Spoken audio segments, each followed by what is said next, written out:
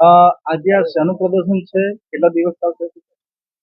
17 September 2024 Narendrabhai Modi આપણા દેશના શ્રદ્ધેય વડાપ્રધાનશ્રીનો જન્મદિવસ છે.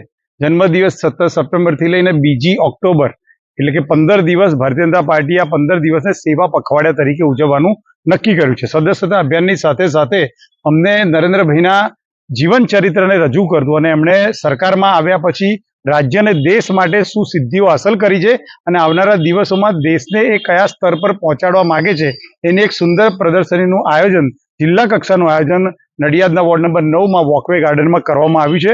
સૌ દેશના નાગરિકો અને ભારતીય જનતા પાર્ટીના કાર્યકર્તાઓ આ પ્રદર્શની અવશ્ય જુએ અને લગભગ અઠવાડિયા સુધી આ પ્રદર્શની અહીંયા આગળ ચાલુ રહેશે.